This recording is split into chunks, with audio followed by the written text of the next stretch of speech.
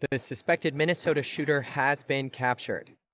Vance Bolter's arrest brings an end to a nearly two-day manhunt that involved hundreds of law enforcement officers. There's no question that this is the largest manhunt in the state's history. He is accused of carrying out the targeted shootings that killed Democratic lawmaker Melissa Hortman and her husband, and wounding Minnesota State Senator John Hoffman and his wife over the weekend.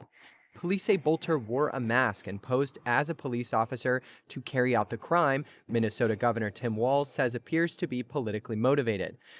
Federal authorities identified what they believed was his car early Sunday. Inside, they uncovered a list of about 70 names, largely Democrats, including local, state, and federal lawmakers, along with abortion rights advocates and healthcare facility information. After right-wing terrorist Vance Bolter was finally tracked down and arrested, wrapping up his weekend on the run, more details are not coming out. Despite the nonsense elected officials like Andy Biggs decided to spew for the sake of blind partisanship. Congressman Biggs, here we go again. It wasn't that long ago at the GOP baseball practice that a nut with a gun tried to unload on Republican lawmakers. We don't exactly know what the motivation is for this, but clearly public servants were the target. I just want to get your thoughts on the idea of entering public service and winding up, having your life threatened. Yeah, John, there's not a member of Congress that I talked to that hasn't received a credible death threat at some point or another. And we receive routine threats. Some are credible, some are not. And this gets back to what you said, the Steve Scalise and shooting up the GOP baseball team for a political purpose. And this looks like it was politically motivated as well, this terrorist attack. The question came from anchor John Scott, who set up Andy Biggs to somehow connect this literal double murder and attempted murder of another elected Democrat and his wife to the shooting of a GOP baseball practice 8 years ago. Notice Scott didn't mention that the victims were Democrats, only called them public servants, before asking Biggs about the general danger of being a congressperson.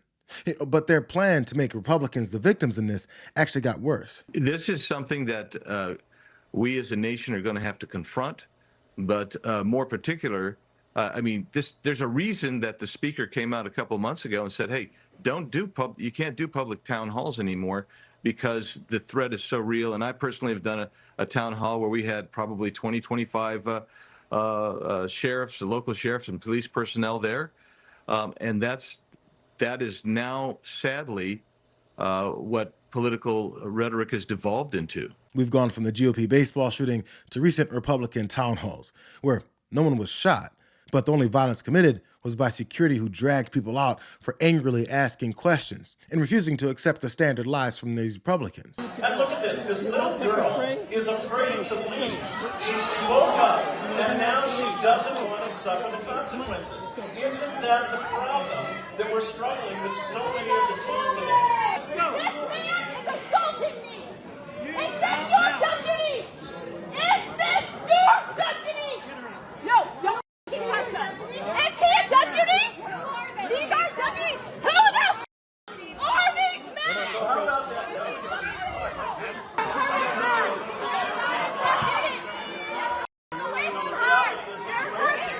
We know that government has been mismanaging money for decades, and we want us to get up there now. Who are these guys? Show your badge.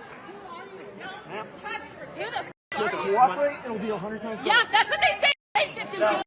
And one other part of Andy Biggs' lie about town halls, somehow that coward Mike Johnson told Republicans to avoid town halls because of the threat of violence.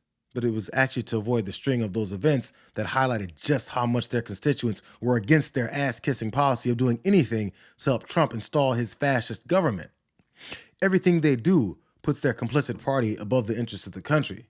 So still, watch Andy Biggs take it even further. Is there a way to fix this, do you think? Well, it certainly appears to be systemic in our society. And the rhetoric is pretty heated constantly. And I've always been a believer. You can have heated rhetoric, but you can't cross a line of advocating violence. And some of my colleagues and some people around the country advocate violence against one party or the other, and And when you do that, that's when you really have the potential of igniting somebody who's as deranged as this guy apparently was. We've got to be careful in Congress, but at some point you got to be able to talk and speak and motivate without crossing a line. And we'll find out from this guy what sent him over the line. But this notion that you're going to call somebody Gestapo or Nazi or he's a monarch, he's a new monarch and needs to be removed.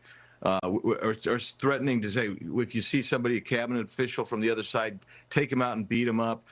Those types of things, they're not talking policy anymore. They're not talking ideology anymore. They're talking violence. At this point, as planned, Fox viewers don't even remember that a MAGA terrorist dressed up like a cop and killed a sitting Democratic lawmaker and her husband, along with trying to do the same to a state senator and his wife. This guy owes their families an apology for taking their deaths and trauma and turning it into a lecture about people accurately describing this president's fascist policies and lawbreaking for exactly what it is. He's literally using Vance Bolter's terrorism to silence the free speech of anyone against the lawless apprehension of people off the streets and MAGA policy of ignoring due process. They take on the cruelty and hatred of their leader, who told ABC's Rachel Scott he has no interest in quelling the violence or offering condolences to the community in Minnesota. Because she said that she asked him about the assassination and whether he plans to call Governor Walz. But he said, well, it's a terrible thing. I think he's a terrible governor. I think he's a grossly incompetent person. But I may call him. I may call other people too. No, he made it very clear that he couldn't care less about those people being murdered or the ongoing threat of his increasingly violent supporters feeling free of any accountability if they do the same thing to someone else. So maybe Andy Biggs should ask Bolter's roommate if he murdered in the name of Democrats. Can you talk about his politics a little bit? I know that you had some discussions. I just wanted to clarify. Well, everyone's calling him a Democrat. He's not a Democrat. He would be offended if people called him a Democrat.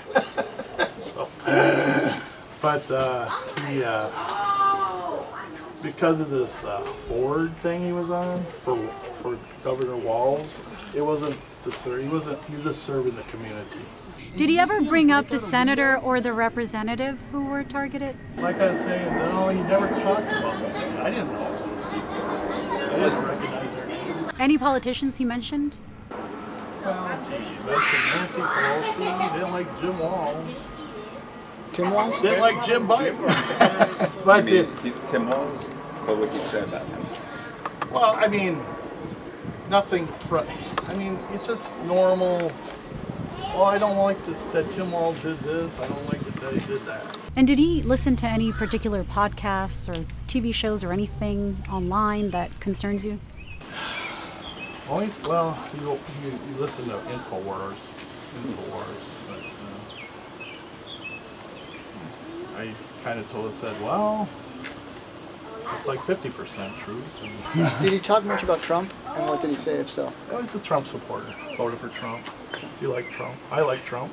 Right-wing pundits to social media bots and trolls tried to twist this into a left-wing plot, completely ignoring his plans for other targets and his odd roommate's honesty about his belief system. And speaking of that roommate, he was sweating a little bit too much when questions were asked about just how close he was to Bolter and these plans. Watch what looks like him cooking up an alibi to distance himself from any knowledge of those plans. David and Ron, I love you guys. I made some choices and you guys don't know anything about this, but I'm going to be gone for a while.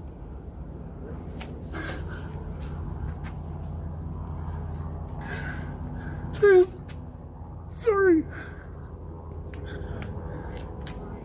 Maybe dead shortly.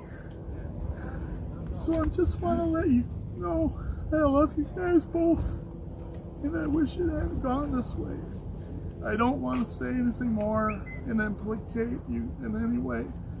Because you guys don't know anything about this. But I love you guys and I'm sorry for all the trouble this has caused. Now, I've seen people seeing through his bullshit reading of these text messages from his murderous friend, making sure to say multiple times that they didn't know anything. He doesn't want to implicate them, because they didn't know anything.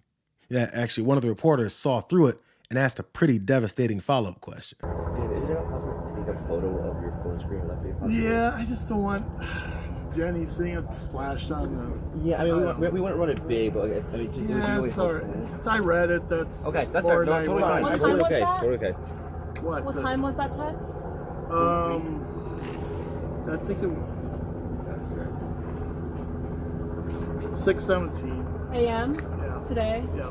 Sorry, I just got over here. What did the text say? Judy missed it. I can't read it again. It takes too much out of me. I don't know why he did what he did. It's just, it's not Vance. No one will believe this. No one that grew up. He had lots of friends. I wish I could have been there. Stop him.